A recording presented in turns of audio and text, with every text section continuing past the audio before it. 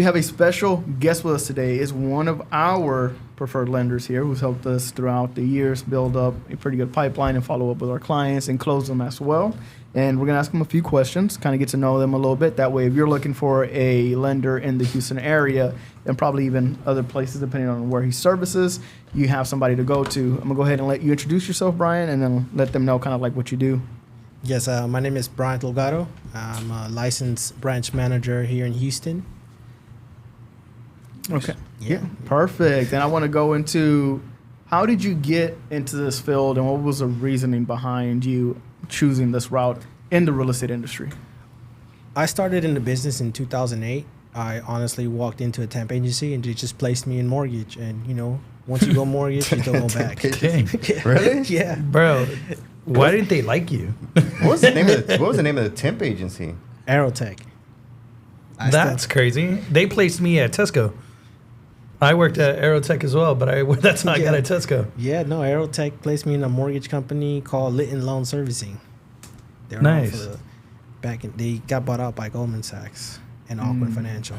What were you doing there whenever they placed you there? I was doing loss mitigation. Basically, all the foreclosure housing crisis. Okay. We would restructure their deals and get them performing again. So if you don't know what that is, whenever they were trying to restructure all these loans, he was the guy that would ask you to do like 5 things, right? And then you turn it in, and then he'd wait 6 months, and then he'd ask you for it again. And I would exactly do that. And then he would deny, and then he would deny it. And then we would take your house. And then and then they would eventually just take your house. Yeah. Yeah. Oh, so you come from the bad side of the loan. Yes. That's the reason why people hate real estate. Okay. Yes. So he said yes. I was 19 at the time. I was naive. It's all perspective, right? I did not know there was a housing crisis, but I did know that there was a big issue because we were getting stacks of foreclosure files every day. And that's how I got into the business. What did you do before that? I was in high school. Oh, so you went from high school to mortgage? Mm-hmm. So you've never had another job? Nope. Oh, wow. Let me ask you this, right? And this is a little bit diverting from kind of your story here, but it's something that I have heard a lot from people recently is like, oh, boy, is there a lot of foreclosures now on the market? From what you've seen back then when you started, are you seeing something similar in the market at the moment? At the moment, I'm in the origination side of things. I'm not doing servicing. I don't see that many foreclosures, and it's not in the best interest of a company to foreclose. So they're always going to try to work something out with the client. That's what loss mitigation is for. Yeah. And that's pretty much what I was telling everybody as well. It's like it's completely 2 different markets. Mm-hmm. And what they think that right now is a bad market or not, whatever their opinion is on it, the foreclosures just aren't there for it. And, of course, I always release articles, oh, well, it's more than it was a few months ago. But if you look historically, you know, is it more than then? No, right? It's just headlines is what most people are looking at. Okay, cool. So whenever it comes to realtors, what is something that you as a lender and your team as well, like how do you help realtors out? Because of course there's a bunch of different lenders in the industry. What is something that helps you stand out? Something that we do is we do partner with our realtors to cover marketing expenses. We give them proprietary software to manage their pipelines. We give them access to list reports. We give them access to a bunch of other data that will help them, you know, gain listings. Aside from the standard having all the products available, just, you know, you have to set yourself apart from other lenders because everyone can do loans. You know, what can I do? What can I do to help you get more leads, for example? And so what I might do with a certain group might not be the same with someone else that's starting out. So, it can be different. So do you think, in our side of the business, right, real estate, as a realtor, I always tell people, right now is the time to get into real estate. Right now is the time to learn real estate because, you know, during the pandemic, whenever everybody was a real estate agent, I always tell people, you're not learning anything. You're just literally coming here for a cash grab. But right now, if you're still in real estate and you're making it, right now's the time to learn. Now, a lot of people a lot of loan officers made a lot of money when the interest rates were very low. What do you say to anybody who is trying to join the loan origination side of the business right now? I think it's the same for both, because a lot of people joined the business during COVID too, and everybody was making money.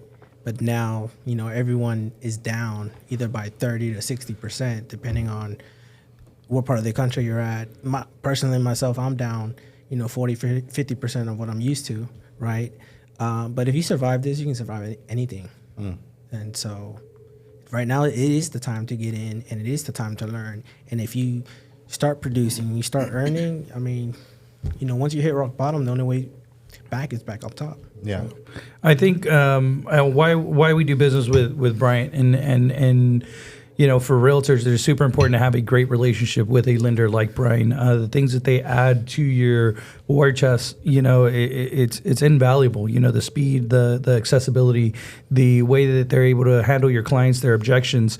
I will say that a lender can also help you close your client, right? Because ultimately, the client is depending on us to be the professionals and give them the confidence to make this big purchase in their life. And teaming up with Brian has made an immediate impact on our company. It has immediately we're able to have better communication. We're able to streamline a lot of the processes that were difficult for us, and that's important. You want to work with a lender that's going to provide those things, and he has proprietary software. He was mentioning some, and I'll shorten that into a 3-letter word, which is he has a great CRM system, right? That's able to track and take care of your clients and let you know at what stage of the business they're in, right? So how that has helped our company.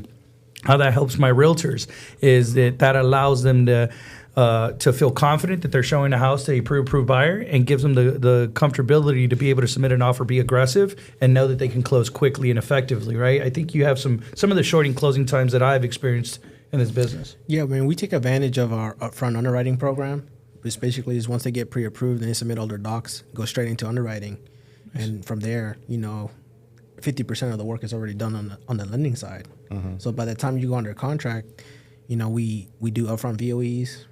Mm-hmm. We try and get all their conditions cleared. So by the time they're under contract, it's just basically tied on appraisal.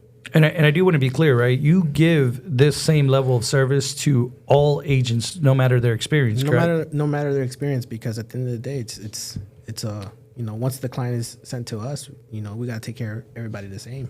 Streamline the process. Brian is so dedicated to customer service. I was a loan officer with Brian, and he fired me. This is a true story. It's a true story. Just happened. I didn't fire you. You forgot to do your compliance training, and corporate gave me months. I said, I am a real estate broker first. Yeah. Brian said, I've actually never had anybody fired from my branch to corporate, so I don't know how you did that to me. Yeah. I've never fired anyone, and you got fired. That's a task. Yeah, He's never fired anybody, and he got fired. That is wild. Yeah. Oh man. Yeah. So one of the things that I look for specifically in a lender that I would like to call my preferred lender is somebody who knows how to problem solve, right? Especially because I do get a lot of clients, and I think especially a lot of realtors on my side of town, we get a lot of clients who technically haven't bought a house before. First-time homeowners, even generations. Their parents might be here. They might be third generation here, but all of their family prior to them have been renting before. So they don't necessarily know how to buy a house. And a lot of times, even if there are, let's say, an entrepreneur or a business owner, whatever it may be, their credit isn't up to par, their taxes aren't up to par. And what I look for in a lender is somebody who knows how to problem solve. And I think you guys do pretty good at that. If you kind of want to dive deep into that, how you do have a well understanding of like a variety of clients that you work with. Right. So I get all types of clients, and part of that too is starting back when I started in the business, I also done underwriting. So my underwriting background has helped me set up clients up for success when they're looking to purchase. And so when a client applies and they need help with credit, we run the credit simulators. We put them on the action plan. If they are self-employed, for example, they need me to digest their tax returns. We digest them. We connect them with the right tax preparers. We have connections and partnerships with different tax offices to, help them file correctly so that they're reporting enough income to qualify. Just different stuff that we do for our clients that really help them so that they can achieve the goal of purchasing. So, what are some of the success stories that you've had? Like some of the more difficult clients that you've been able to help them. Unfortunately, it seems like maybe our new president is running down the street. But some success stories that you've had where it's probably a client who it was almost dang near impossible to get them approved, and over some time, you probably were able to get them to get the house that they were looking for. You have any stories like that, or any realtors who've had difficult clients and you were able to close them? Every month, man. Every month, there's always something. And this happened actually last month, where the client hasn't filed their tax returns in 2 years. You know, we told them, hey, you know what? Go with this tax lady. Shout out to Selene, and you know she. Talked to the client, filed their taxes, got them stamped, and they closed and funded literally 2 weeks ago. Who's Selene? Selene, she's a tax person, a tax preparer that I work with. With who? Global Multi-Services. She owns her own company. Oh, cool. Own company. She's all for veterans. You know. Cool. Mm-hmm. So whenever somebody works with you, it's not just you directly, right? You have a supporting team. What does that look like, and what kind of benefit does that bring to a realtor who's looking to partner up with somebody as their preferred lender? Yeah, so it depends on who you partner up with, because there are different lenders are at different stages of their career, right? I'm at a point where we produce at a high level, so it's impossible for me to take on multiple roles. So I do have a team that assists me on the front end. I do have an assistant that helps me with the back end, and a processor dedicated to me. So on the front end, I have Brian and Vanessa. Vanessa is dedicated to Lionsgate. Brian's dedicated to a bunch of other real estate accounts that I have. And they pretty much help call the clients, get them to apply, get their documents in, make sure the file is ready for me to review. And I ultimately review the file and pre-approve them or deny them, or I want to say deny, I put them on an action plan. There we go. Because even if you get denied today, if you follow the guidance that we give you, eventually, whether it's 6 months to 2 years down the line, they'll be able to qualify at some point. And I think one thing that I really do appreciate from you guys is the honesty factor. And I think that's something that a lot of lenders are missing. The reason why I'm very picky about my specific lenders, I've been in the business a little bit more than 7 years, and I've had only 3 preferred lenders, like 3 lenders that I use, and I use them constantly, and you're one of them, right? Mm-hmm. And one of the main things that I look for is honesty. Like if my client cannot get approved, I need you to tell me, hey, he's not going to get approved. I don't need you to tell me, hey, you know what, I'll give you approval now, and we're going to work on these things because I think I can make it happen, and then it doesn't happen, right? And it puts everybody in a bad Nate position. wants me to prove everybody. Yeah. You know? But I mean, if you can approve everybody and make it work on the back end, I don't care how you do it, right? Just make it happen. I am different than Jovani, and I don't have this lender in my pocket. So if you know how to scam and you know how to make some deals, and you know, don't call me. Wink, wink. Well, we're trying to get rid of those people in the industry, so it definitely Oh my God. Yeah. No, so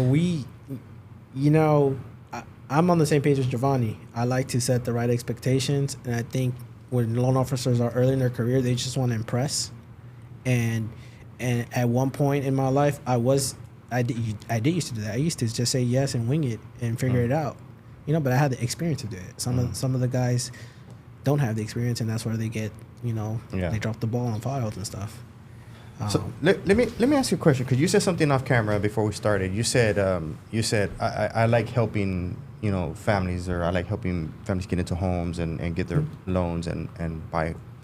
I just in this time, I just feel like that's the right thing to say, right? I feel like everybody's saying that. Like you have these realtors, right? Like, oh, I helped 5 families today, yeah, and you helped yourself buying yourself a luxury car and a luxury clothes, right? Yeah. What does that mean for you when you say, I like helping people, I genuinely like helping people? I mean, this business gives you good money. It's rewarding, but I'm not the type. If you follow me on social media, I don't post anything. I'm not flashy. I'm not flamboyant, So, yes, it's very rewarding. I help families, and in return for my good karma, my pockets are filled. And so my kids get to do the traveling soccer. My daughter goes to private school dedicated to soccer. Vanessa gets to buy her Gucci purses. No, I think for us on the real estate, or for me and in our company, and what it means to help families, and I do hate the realtors say that because they do go and buy these things, right? I do this for the families that didn't have anything. The first time home buyers are my favorite type of buyers. Yeah. Funny enough that you brought up Vanessa, right, your wife, and we connected on that level talking about helping first time home buyers and how difficult it is for them. And I think that's something that you guys do. Yeah. From the and then side. Vanessa, she stands by it too. Like she's really for the first time home buyer. So am I. I was a first time home buyer. I do really generally want to help people, because if it was about the money, I'd be doing other things. Yeah. Honestly. Yeah. No, for sure. There's other professions that are way more lucrative and a lot less stressful, so there has to be a love and a passion for the things that you do, especially we do at this level, I would say. Yeah, definitely. And a lot does go into it, to the fact that, of course, the money is a reward of it, right? It's a side effect of the things that you're doing to help these people. And at the end of the day, the reason why realtors are looking for a preferred lender, and I think what most realtors are looking for in a preferred lender is the wrong thing. It shouldn't be what the lender does for you as a realtor, taking you out to eat, buying you bottles or whatever it may be. It's what they're doing for your clients. And this is what it's kind of a disconnect. The reason why I've only gone through 3 lenders, right, is simply because what I explain to them is, I don't need your friendship. I don't need to be your friend. I don't need you to like me. I need you to do that for my clients, right? So treat them like your friends. Don't treat me. I don't care if you don't like me, right? Say whatever you say about me. But if you're closing them, like, I'm going to like you for sure, and I'm going to continue to refer business to you. And I think that's the issue what most realtors have. And it's something that I would like you guys to talk about, is what should a realtor and lender relationship look like professionally? I have a thought. Or if you want to start. I had a thought on this. I'm not gonna name her, but they don't know who I'm talking about. He worked with her superior, and then I think me and this girl were coming up at the same time. And when I started this business, I was looking for a lender that was as hungry or ambitious or as aggressive as I was. And this lender had a lot of those qualities. But when we were just starting out, I would invite her to the office, and the girl would want to come over here and just hang out. And I'm like, bro, I'm trying to work. She was older than me and she was more experienced in the business. I expected to have a productive conversation, and I expected a game plan to do some things. And it was never that. She would come over here, she would just play around, and she would do that. And it bothered me. I truly, wanted a working relationship where I can lean on them to give me advice on how I should target more buyers, since they're dealing with more buyers than what I am, right? A realtor will close 1, 2, 3 deals. A loan officer should be closing a lot more than 2 deals a month, right? The average loan officer in the U.S., I believe, closes anywhere between 3 loans a month, 3 to 4 loans a month. Average loan officer. I've never worked with a loan officer that only did 3 loans. I would say they all worked 10 to 15. So so in my mind, every loan officer needs to close 10, 15 deals. Every loan officer closes a lot of deals. So our office, we close 15 to 25 loans a month. Yeah. So don't get me wrong. I like steak. So if you want to take me out to eat steak and you want to talk about business ventures, I'm good for that. But I agree with Vic on that. Sometimes you get some of these loan officers that they want to throw parties, and they want to take you out to eat. They want to bring gifts to all your realtors and stuff like that. And it's kind of like, hey, you know what? At what point do you get to work? I don't mind celebrating a great, month or celebrating a great quarter. But, always, playing around. It's like, all right, look, I don't need you out there playing around. I need you closing deals. Get off of freaking Instagram. Well, I mean, in their defense, everyone's different. But a lot of the lending coaches, they do teach loan officers that they need to build that friendship and that relationship with their referral partners. Yeah. Because their thought process is if they like you, they'll do business with you, right? You just said it yourself. Hey, I like you, the way you talk to my clients, I'll send you business, right? Some aspect of it, you have to like the person that you're doing business with, and you have to have some type of friendship. I had a great growth strategy for a lender one time, and if you guys have made it this far in the podcast, I'll go on ahead and drop that growth strategy. When we were recruiting new agents, we came up with a hashtag takeover, right? We were trying to go take over hashtags on Instagram, and we came up with a bunch of different hashtags that we were going to do. And Nate and I were talking about the realtors that we were like marketing, right? They were the new agents through Trek, right? They just got licensed. And we pitched an idea to our lender and told her we should do a hashtag partner up. And you should target those new realtors coming into the market that don't have a preferred lender, haven't been introduced to anyone, and don't know how to make money in this business. And you should target them. And you should be their beacon of light, their for sure thing that knows the business, right? Because a lot of these new agents will join big brokerages and they will have a closing, at least one, with their immediate family. Like, it's the growth strategy for real estate companies. So I'm like, bro, you should partner with those realtors before, because 9 times out of 10 brokerages aren't really pushing a certain lender or aren't advising them to use a certain lender, so that was the growth strategy. And this lady, I would say, when I pitched it to her, didn't do it, and then after, right, tried to do it. And I just always feel that way, that I think lenders should build a business by how they do business instead of trying to buy their way into business, because honestly, there's nothing that you can buy me to take me away from Brian. So yeah, I actually have a better growth strategy than Vick's. So what I do is I look for loan officers that their license has been suspended for several years, right? And then whenever they get their license back, I hire them, and then they're more malleable, because they're barely coming back in. They want to get up there, and they will go to bat for you. And they'll do it legally. Who was that, the loan officer or the realtor? The loan officer. Well, you did say suspended, so they didn't hold on. Wait, he said suspended. I'm like, they let their license go, or they got suspended? I think people get suspended and then they can come back. If your license is suspended, to get it back is very, very hard. I know. That means that they really wanted it. So that means that... Oh, so now they won't get in trouble. Now they won't get in trouble, and now they'll come back hungrier than ever, knowing that they lost 2 years. Yeah, I don't know. You got a specific person in mind. You gave a timeline.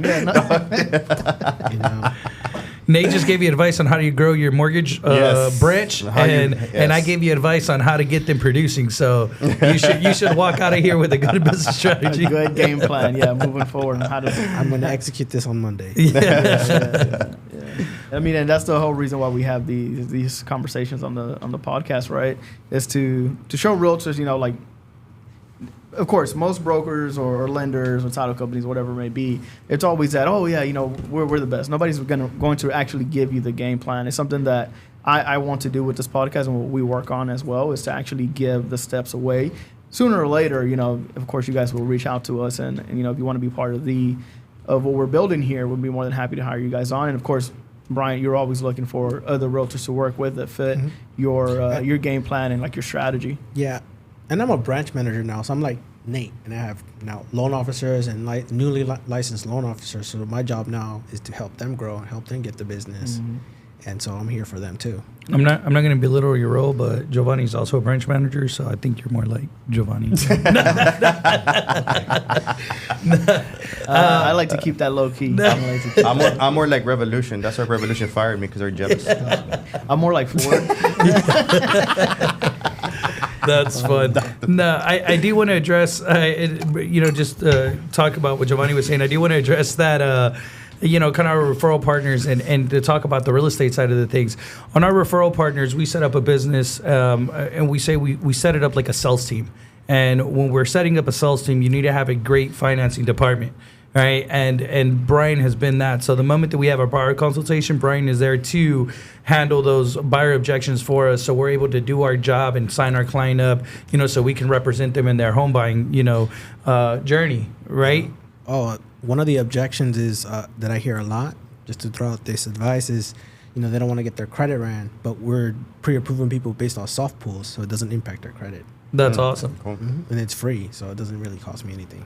So we set up our system that way, and Brian also sets up an Excel sheet on his end, and we have our weekly meetings on Monday, and we talk about every client and we game plan for them. So we brought the guy himself so he can explain that process, right? When you're looking at a client, you mentioned that you don't deny them, right? You make an action plan.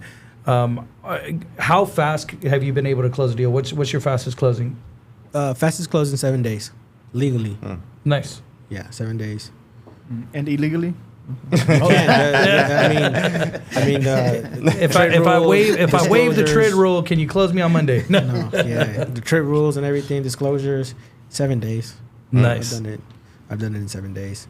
Yeah. So I think that's. The client does have to waive option. You got to buy it as is. I mean, you can't be doing inspections and waiting for appraisal. We got to rush appraisal, rush title work, rush the HOA certs. Yeah. I mean, if everyone rushes, it can get done. 7 days is pretty fast for a finance loan, as I'm thinking about all the things that you have to do. Yeah. With the appraisal and all that. Why working with somebody like Brian is super important, because it is a huge part of what we do here in Lionsgate Realty, making sure that the deals go all the way through. We need a good referral partner, and we need a good lender. And for realtors out there, you need to utilize your referral partners, and more importantly, you got to make sure your broker is willing to take time to sit in those meetings. Nate sits in those meetings. Nate heads up those meetings, and it is uncomfortable. I think we've had some uncomfortable conversations in some meetings. We keep each other honest, and I think that's important. It's not it's feedback, positive and feedback, right? Feedback. He said you give good feedback and also just feedback. Brian said, I'm so positive, I don't even use the word negative. No, but you give us feedback and we adjust and fix it. You know what? Nothing's perfect. And I'm happy that you can take that feedback and not view it as negative like other loan officers that, curl up and cry. No, I think that's part of it. Everyone has different stages in their careers, and I've learned a lot. And, sometimes you're a good fit with some people, and sometimes you're not. Yeah. You can't make everyone happy. But I accept feedback, and I try to adjust and fix things, and that's how you continue to grow. I can actually make everybody happy, but I refuse to. Mm-hmm. And I think that's the message we're going to close out with. But just to remind everybody, right, besides building up your pipeline, the other key to being successful in this business is having people in your pocket who are going to help you close those deals. It's not just a you thing, right? You have your managers within the brokerage. You have your broker. You have your over supervisor who's supervising the supervisors. And then, of course, you have your other partners, title, credit repair, lenders, right? It takes more than just you to build something in this business. So if you're looking to have your partners be somebody who's there to entertain you, it's not the way to grow a successful business, right? It has to be business. And I think we're going back to that. And with that, we're going to go ahead and exit. I'm going to let everybody know where they can find you guys, and then we'll see you back social here media. Next Wednesday. You can find me at Bryant G. Delgado, IG, I guess, nice. or at texaslending.bdt. Nice. Or you can call and text 832-275-4694. Damn, Mike Jones. I like it. I love it. Victorino Cortez, you can find me on Instagram at Real Presidente, or just message Jovani on here. So Nate Valderas, you can find me on all my social medias as Better Call Nate. And I am your gracious host as always, Jovani with Lionsgate Realty. You can find me on Instagram as Jovani_Frank. Till next time. Can you say gracious?